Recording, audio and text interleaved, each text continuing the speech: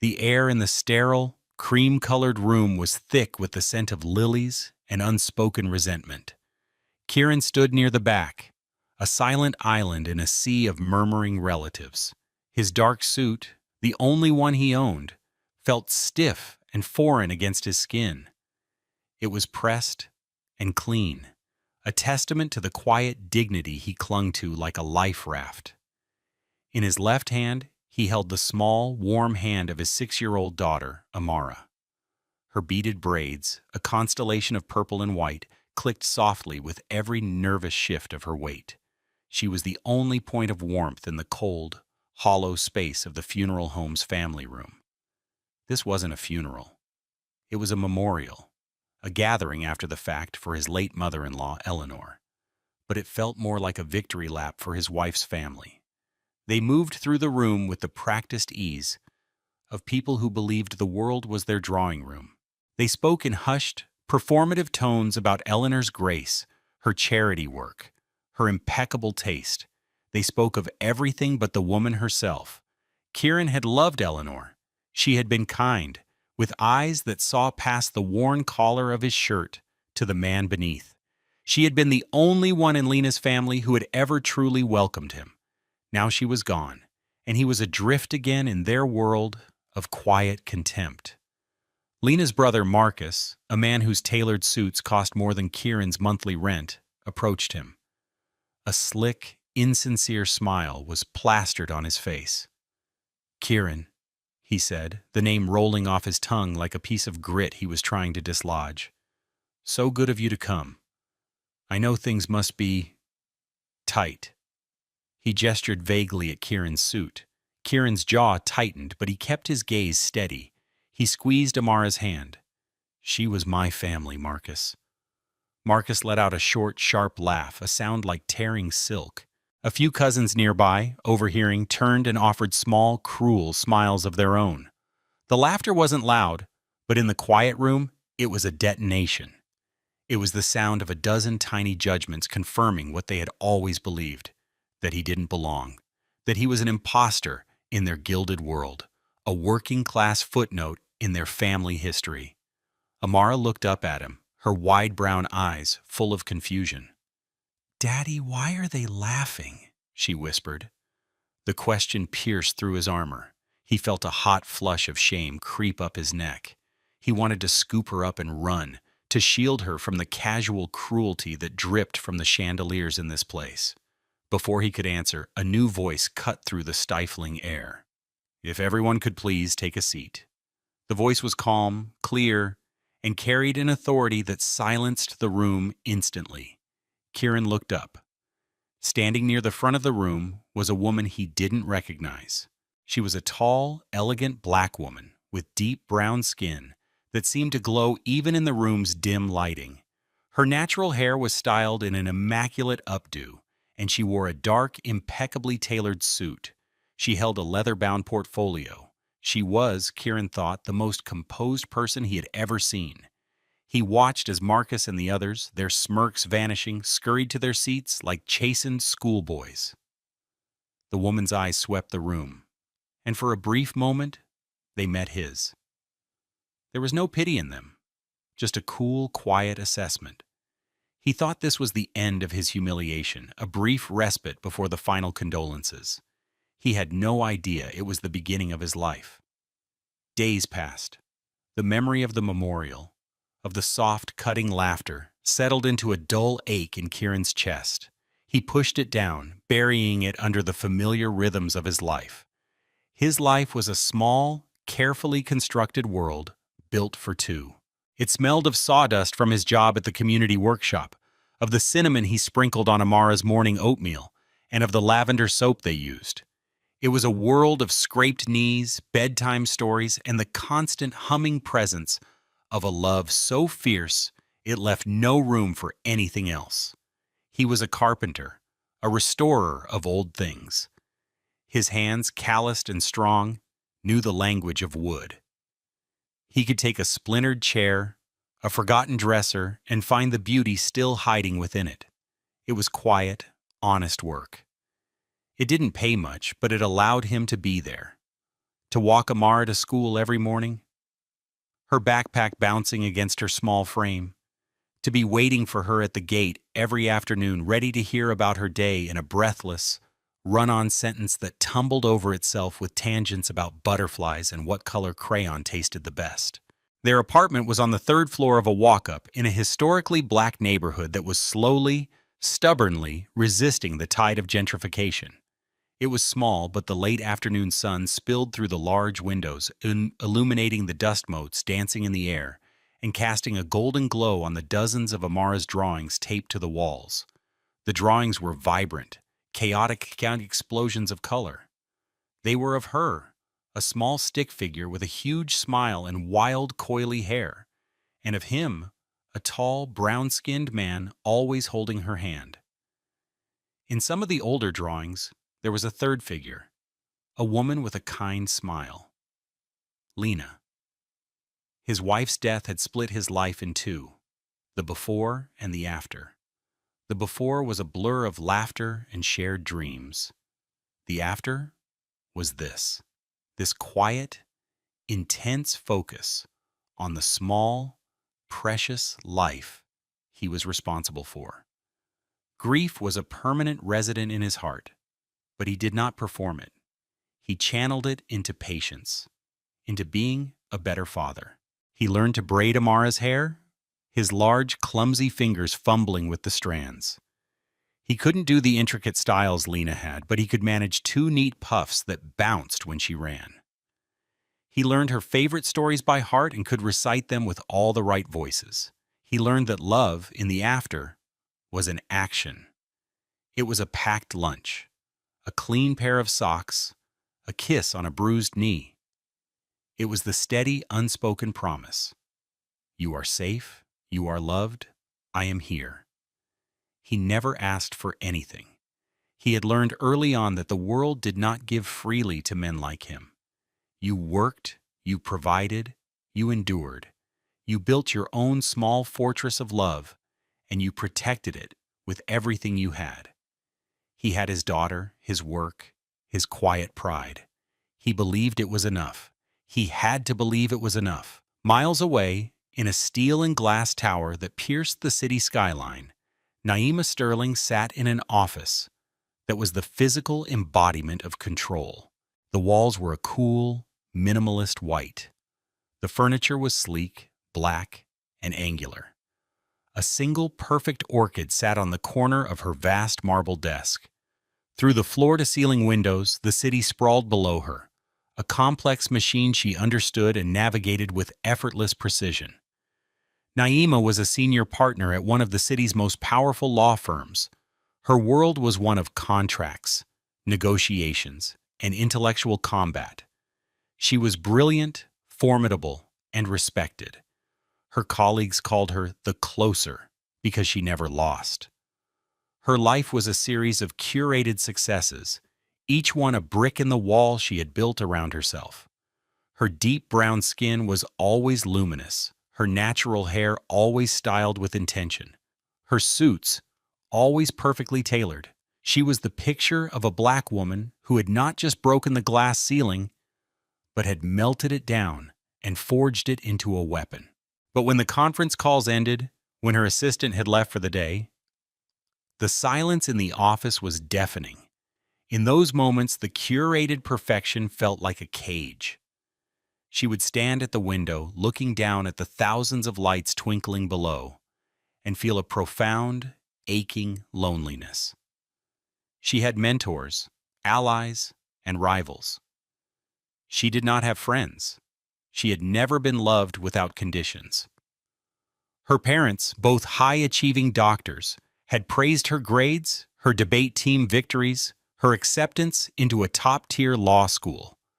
Their love was a reward for performance. The one serious relationship she'd had in her 30s had ended when the man, a charismatic entrepreneur, had made it clear he loved her ambition, her network, her status. He had not loved her. The memory of the memorial service a few days ago kept replaying in her mind. It was a minor probate case, the estate of a wealthy widow, Eleanor Vance. Naima had taken it as a favor to a senior partner. She had expected it to be routine, but the scene with the family, their soft, cruel laughter directed at the quiet, brown-skinned man and his little girl, had unsettled her. It was the casual, unthinking cruelty of the privileged, and it had stirred something dormant within her. She had seen the man, Kieran, flinch. She had seen the way he'd instinctively shielded his daughter, and she had seen the immense, quiet dignity with which he had absorbed the insult. In her world, men responded to disrespect with aggression, with threats, with legal action. This man had responded with silence, a silence that was louder than any shout. It was the silence of a man who had endured far worse and had learned to protect his peace. It was a strength she didn't recognize, and it intrigued her. She looked at the file on her desk. Estate of Eleanor Vance. It was just another case. But for the first time in a long time, she was curious about the people behind the paperwork. The call for the reading of the will came a week later.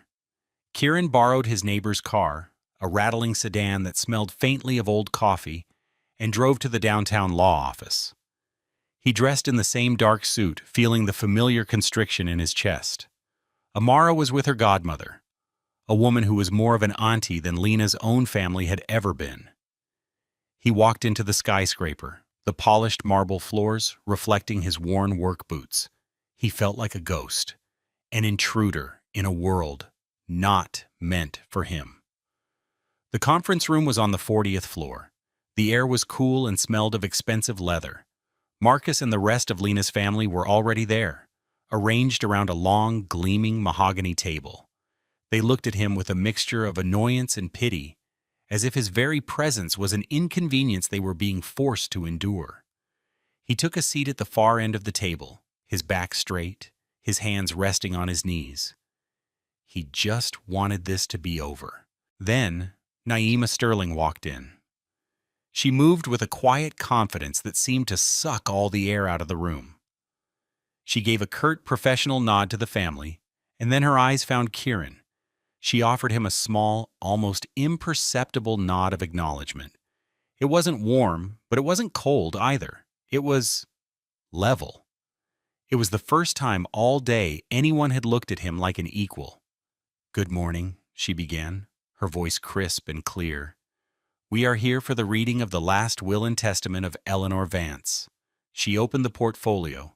The family leaned forward, their faces masks of greedy anticipation. Marcus smirked in Kieran's direction, a final parting shot of condescension. Naima began to read.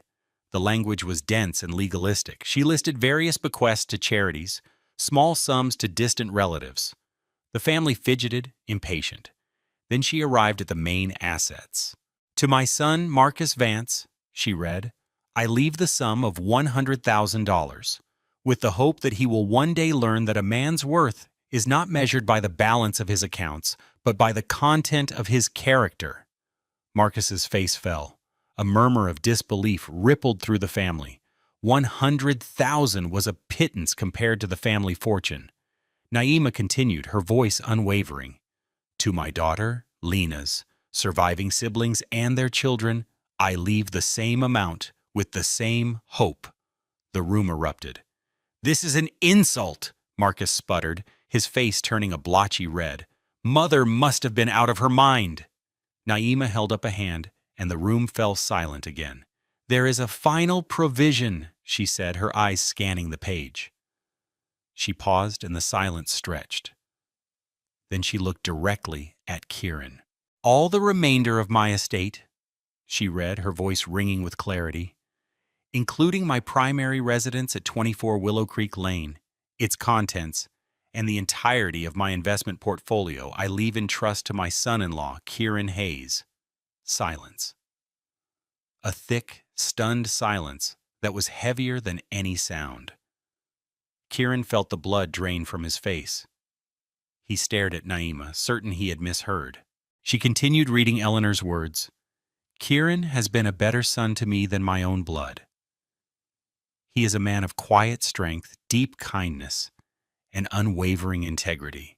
He loved my daughter completely, and he is raising my granddaughter to be a beacon of light in this world. This is not a gift. It is a restoration. It is the security he and Amara deserve, the home they were denied. May they build a life of joy within its walls.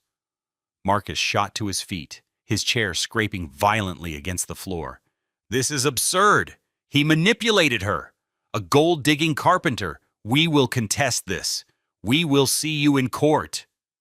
The rest of the family joined the chorus, their voices a venomous swarm of accusations. Kieran sat frozen, the words washing over him. He didn't feel triumph. He didn't feel joy. He felt seen.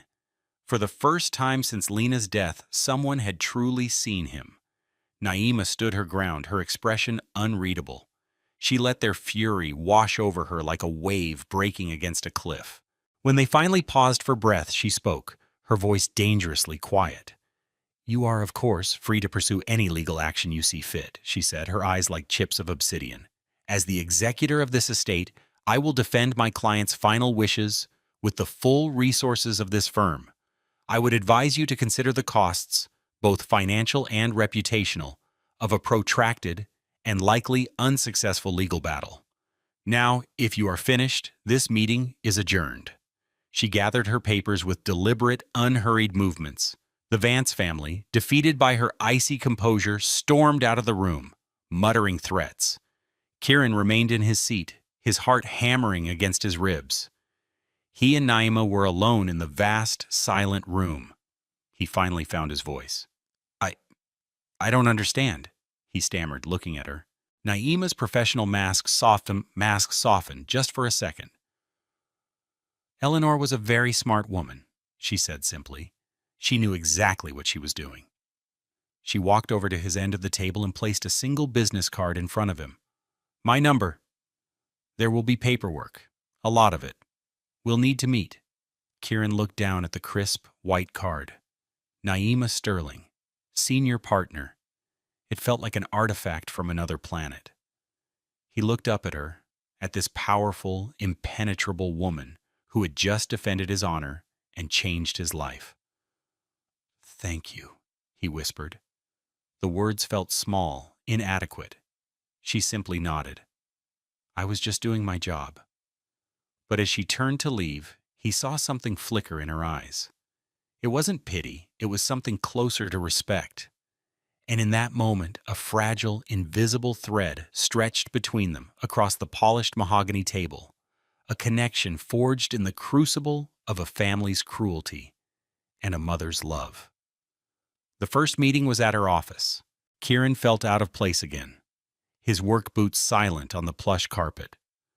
Naima was all business, explaining trusts and tax implications in precise, controlled sentences. He listened, nodded, and tried to absorb the reality of his new situation. He wasn't rich, not by the Vance's standards, but he was secure. Amara's future was secure. The thought was so overwhelming it was hard to breathe. Their second meeting was supposed to be at her office as well, but Naima's assistant called to reschedule. Naima had a last-minute court appearance.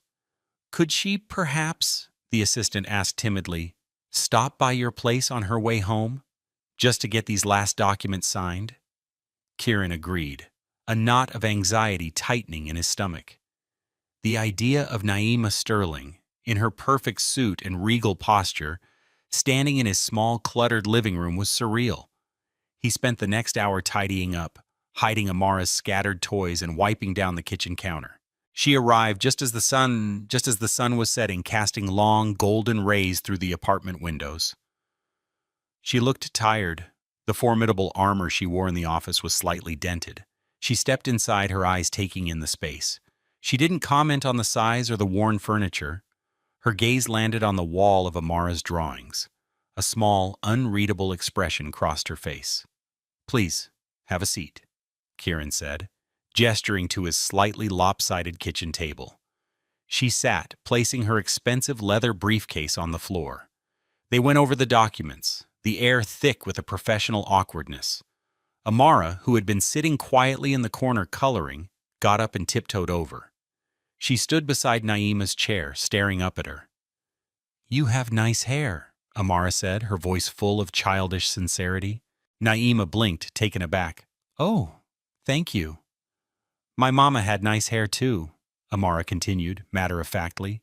"Daddy tries to do my braids, but he's not very good at it." Kieran felt his face flush. "Amara?" But Naima just looked at the little girl. A genuine, tiny smile touched her lips. It transformed her face, softening the sharp angles. "I'm sure he does his very best." The work was finished. The papers were signed. Naima stood to leave, her professional mask sliding back into place. But as she reached for the door, Kieran found himself speaking. Would you like to stay for a cup of tea?" The words surprised him as much as they seemed to surprise her. She hesitated. He could see the internal calculation in her eyes. The no was on her lips. But then she looked at the wall of drawings again, at the warmth of the setting sun filling the small room, and she did something unexpected. She nodded. "I'd like that." He made her ginger tea, the way his own mother used to make it, with fresh ginger and a spoonful of honey. They sat at the kitchen table in a comfortable silence as the light outside faded from gold to purple. She held the warm mug in her hands as if it were a precious thing. He noticed her hands were trembling just slightly. "Are you all right?" he asked gently. She looked up, and for the first time he saw a crack in her composure. Her eyes were glistening. A single tear escaped and traced a path down her cheek. She wiped it away quickly, embarrassed. "I'm sorry," she whispered, her voice thick. "It's just, no one has made me a cup of tea in a very long time." It was a small act of kindness, a simple, domestic gesture. But for Naima, a woman who lived in a world of transactions, of billable hours, and calculated favors, this unconditional offering of warmth was a revelation. It was something given freely, with nothing expected in return. In that moment, sitting in a stranger's humble kitchen, she felt a profound sense of care. It was a feeling so foreign it broke her. Kieran didn't say anything. He didn't pry or offer platitudes. He just sat with her, his presence a quiet, steady anchor in her sudden storm of emotion. He refilled her cup, and she stayed. That cup of tea became a bridge. The legal work required them to meet, but soon the meetings blurred. Naima would come by the apartment, ostensibly to discuss the estate, but she would stay longer each time. She would arrive in her sharp corporate armor, but bit by bit, she would shed it at the door. She'd take off her blazer, sit on the floor with Amara to look at a new drawing, and accept a plate of the slightly burnt pancakes Kieran had made for dinner. The humor was light and warm. One evening, Amara, trying to say Naima's title, called her the alligator instead of the executor. Naima had laughed. A real, uninhibited laugh that filled the small apartment. Kieran had stared at her, mesmerized by the sound. It was like seeing a statue come to life. He showed her his workshop in the community center basement. It was his sanctuary, filled with the scent of pine and cedar and oil. He showed her the pieces he was restoring, an old rocking chair, a child's wooden toy box. He ran his hand over the grain of the wood, explaining how each piece had a story. "You just have to be patient enough to listen," he said. She watched him, fascinated by the way his large, gentle hands could bring something broken back to life. She realized he was doing the same thing for her. He was patiently sanding away her rough edges, finding the person she had forgotten existed beneath the layers of ambition and defense. The emotional centerpiece of their slow-burn bonding came one rainy Saturday afternoon. Naima had stopped by with a final set of papers. The rain was drumming against the window panes, and the world outside was a wash of gray. Inside, the apartment was an island of warmth. Amara was at the kitchen table, her tongue sticking out in concentration as she drew with a fistful of crayons. Naima and Kieran were finishing their work when Amara announced, "I'm done!" She held up her drawing with a proud flourish. It was a picture of a house, a big, beautiful house with a garden full of colorful flowers. The sun was shining brightly above it. In front of the house stood 3 stick figures. They were holding hands. "This is the new house," Amara explained, pointing with a crayon. "Grandma Eleanor's house." She pointed to the figures one by one. "That's Daddy. He has brown skin." She pointed to the tallest figure. "That's me. I'm a little black girl and I have beads in my hair." She pointed to the smallest figure. Then her finger moved to the third figure, a woman in a blue dress with her hair in a neat bun. "And that's you, Naima." Naima's breath caught in her throat. Amara looked up at her, her eyes wide and serious. "It's our new family picture." She carefully tore the drawing from her notepad and held it out to Naima. "This is for you, so you don't forget." Naima took the drawing. Her hands were shaking. She looked at the simple, childish rendering, a tall man with brown skin, a little black girl, and her, included, chosen.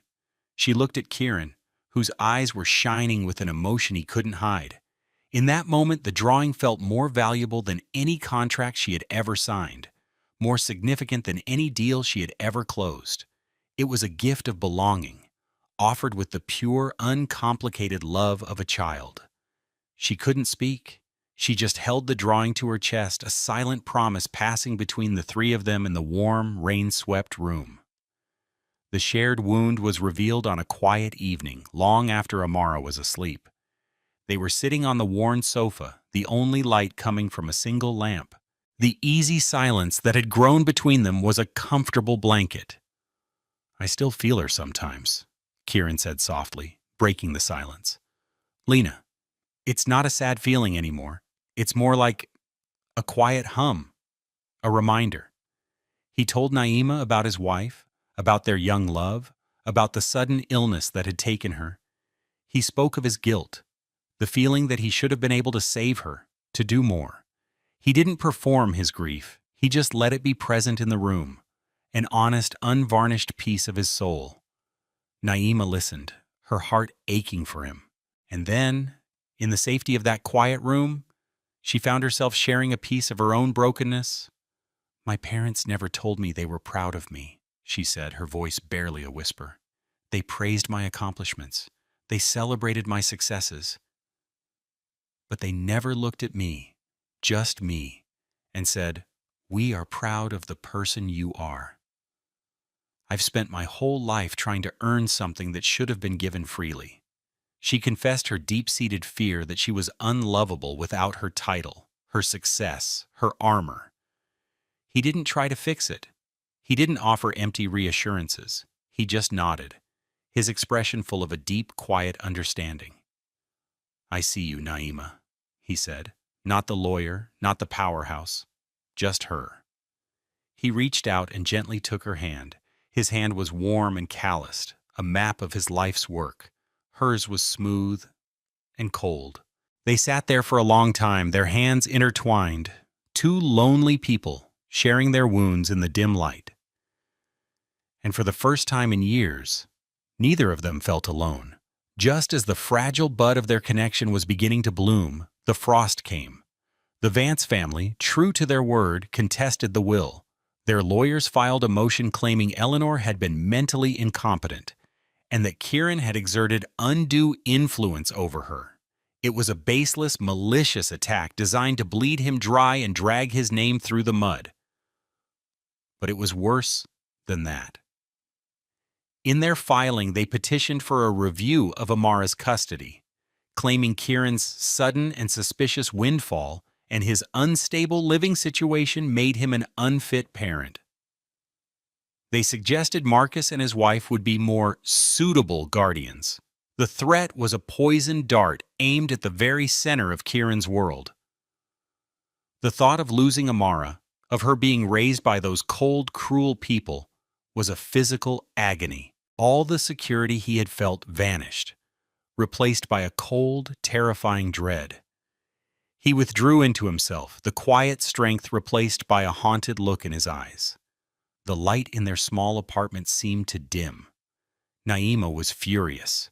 It was a personal, white-hot rage she hadn't felt in years. This wasn't a legal strategy. It was a character assassination. It was an act of pure evil. She saw the Vances move for what it was. A desperate, cruel attempt to punish Kieran for the crime of being loved by someone they couldn't control. "They will not win," she told Kieran, her voice a low, dangerous hum. "I will not let them." But the threat created a distance between them. Kieran, consumed by fear, pulled away. He felt like he was poison, that his proximity to Naima would only tarnish her reputation. "You should step away from this, Naima," he told her one night, his voice strained. "This is my fight. It's ugly. I don't want you dragged into it." "It stopped being just your fight the moment they threatened your daughter," she shot back, her eyes blazing. "The moment they questioned your character. Do you think I would walk away now?" The battle lines were drawn. Naima threw herself into the case with a ferocity that stunned her colleagues. She worked late into the night, poring over Eleanor's financial records, interviewing her friends, building an unshakable fortress of evidence around Eleanor's sound mind and clear intentions. It was no longer just a job. It was a crusade. She was fighting for more than just a will. She was fighting for Kieran's honor, for Amara's future, and for the quiet, warm world he had shown her was possible. She was fighting for the man who saw her. The day of the hearing arrived. It was held not in an open courtroom, but in a judge's chambers for a preliminary mediation. The room was paneled in dark wood, imposing and somber. Kieran sat beside Naima, his hands clenched into fists in his lap. Across the table, Marcus and the Vance family sat with their smug, expensive lawyer. Amara was safe at her godmother's, shielded from this ugliness, but her absence was a gaping hole in Kieran's heart. The Vance's lawyer began, his voice smooth and condescending. He painted a picture of Kieran as a cunning opportunist who had preyed on a lonely old woman. He spoke of Kieran's modest means, as if it were a moral failing. He presented the custody review as a painful but necessary step to protect the child's best interests and her rightful family legacy. It was a masterpiece of insinuation and class-based snobbery. Kieran sat still, absorbing the blows, his face a mask of stone. He felt Naima's hand rest on his arm, a small, grounding pressure. Then it was Naima's turn. She stood up. She was not the cold, intimidating lawyer from the will reading. She was something else entirely. A quiet fire burned in her eyes. She didn't begin with legal statutes or precedents. She began with a story. "For the past several months," she said, her voice calm and steady, her gaze fixed on the judge, "I have had the privilege of getting to know Kieran Hayes, not as a client, but as a man."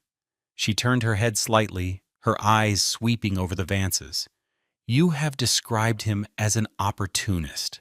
I have seen a man who works with his hands to restore what is broken, who has raised a daughter of incredible light and joy on his own, who shows kindness to strangers without any expectation of reward. You speak of his modest means. I have seen a man whose life is richer than any of you could possibly comprehend, because it is built on a foundation of love and integrity." She paused, letting the words hang in the silent room. "You claim Eleanor Vance was incompetent. I have here," she said, placing a thick binder on the table, "over 50 affidavits from her friends, her doctors, her charity board members, all attesting to her sharp mind and unwavering resolve right up to her final days. And I have her journals." Marcus's face went pale. "In her journals," Naima continued, her voice dropping to a powerful, resonant tone, "Eleanor wrote about her family. She wrote of her disappointment in your materialism, your lack of empathy. And she wrote about Kieran. She called him the son of her heart. She wrote, 'He is the only one who sees me not as a bank account, but as a person. He asks about my garden. He listens to my stories. He reminds me what goodness looks like.'" She looked directly at Marcus. "You want to talk about family legacy?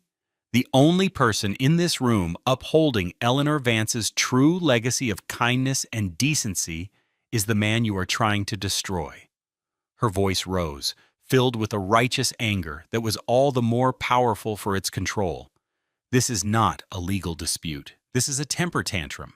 It is the lashing out of petty, greedy people who cannot stand to see a good man rewarded. You are not fit to decide what is in Amara's best interests. You are not fit to be in the same room as her. This petition is a disgrace, and it ends today." She sat down. The silence in the room was absolute. The judge, an older black woman with wise, tired eyes, looked at the Vance family for a long, hard moment. She looked at their lawyer, who suddenly seemed unable to meet her gaze. Then she looked at Kieran. "Petition to contest is denied," the judge said, her voice firm. "Petition for custody review is dismissed with prejudice. I suggest you find a better use for your time and money, counselor." She banged her gavel once, a sharp, final sound. It was over. Kieran felt the tension leave his body in a single, shuddering wave. He looked at Naima. Her face was calm, but her hands, resting on the table, were trembling. He reached out and covered them with his own. He didn't need to say anything. His eyes said it all. "You saved me. You saved us." They walked out of the courthouse into the bright afternoon sun. The city noise seemed distant, muted. They didn't speak until they were back in Kieran's borrowed car. The silence wasn't awkward. It was full of relief, of gratitude, of everything that had just happened in that room. That evening, they sat on the floor of his living room, eating pizza out of a cardboard box. Amara, blissfully unaware of the battle that had been waged for her, was asleep in her room, her chest rising and falling in the steady rhythm of innocent dreams. The wall of her drawing seemed to glow in the lamplight. "You didn't have to do that," Kieran said quietly, breaking the silence. "You put your own reputation on the line." Naima looked at him, her expression soft. The lawyer was gone. Only the woman remained. "Yes, I did," she replied simply. "Some things are more important than a reputation." She gestured around the small, warm apartment. "You and Amara, you taught me that." He saw it then. The vulnerability she had kept so carefully hidden. He saw the lonely woman in the glass tower, yearning for something real. He saw the courage it had taken for her to stand up not just for him, but for a belief in goodness she had perhaps thought was lost. He reached out, his fingers gently brushing a loose coil of her hair back from her face. It was the first time he had touched her with such deliberate tenderness. She leaned into his touch, her eyes closing for a brief moment. A silent surrender. The battle was over. The world had thrown its worst at them, and they were still here, together. 3 months later, the world was a riot of green and gold. They stood in the garden of Eleanor's house. It was theirs now. The house was modest but beautiful, with a wide front porch and a sprawling backyard that sloped down to a small creek. For weeks they had worked together, Kieran repairing the creaky porch swing, Naima discovering a surprising passion for weeding the overgrown flower beds. The house was slowly coming to life, shaking off the dust of grief and filling up with the sound of Amara's laughter. Naima was no longer a visitor from another world. She was a part of this one. She wore jeans and an old t-shirt, a smudge of dirt on her cheek. Her hair was pulled back in a simple, practical style. She knelt in the soft earth beside Kieran, pressing daffodil bulbs into the soil. She looked up at him, her deep brown skin luminous in the afternoon light, and she smiled. A real smile, free of armor and calculation. It was the most beautiful thing he had ever seen. Amara came running across the lawn, her beaded braids bouncing. She was chasing a yellow butterfly. She stopped in front of them, her small face serious. In her hand she held a bracelet she had made from dandelions and clover. She held it out to Naima. "This is for you," she said. Naima let Amara fasten the fragile, handmade bracelet around her wrist. It looked absurdly beautiful against her dark skin. "Does that mean you're staying forever?" Amara asked, her voice small and full of a hope so large it was heartbreaking. She was asking the question that both adults were too afraid to voice. Kieran's heart stopped. He looked at Naima, his soul in his eyes. He was offering her everything he had: his broken open heart, his fierce love for his daughter, his quiet, steady hands. He was offering her a home. Naima looked from Amara's hopeful face to Kieran's loving one. She looked at the dandelion bracelet on her wrist. She thought of her cold, empty apartment in the city, of the silent glass tower. And she thought of this sunlight, this dirt under her fingernails, this love so real and solid it felt like the earth beneath her. This was not a transaction. This was a belonging. She had spent her whole life achieving, performing, and winning. But here, in this garden, with this man and this child, she had finally been given something she could never earn: a family. A single, perfect tear of joy slid down her cheek. She didn't wipe it away. "Yes," she whispered, her voice thick with emotion as she smiled at Amara. "Forever." The narrator's voice comes in, warm and reflective. Love, it turned out, was not found in the closing of a deal or the winning of an argument. It was found in the quiet moments in between. It was in a shared cup of ginger tea, a child's crayon drawing, a hand reaching out in the dark. True wealth wasn't measured in stock portfolios or marble desks, but in the feeling of dirt under your fingernails and the sound of a child's laughter in a sun-drenched garden. Kieran and Naima, two people from different worlds, had found each other not by accident but by choice. They had chosen kindness over cruelty, vulnerability over armor, and love over fear. And in choosing each other, they had built something far more valuable than any inheritance. They had built a home. They had become a family. And for the first time in a very long time, they were both truly seen.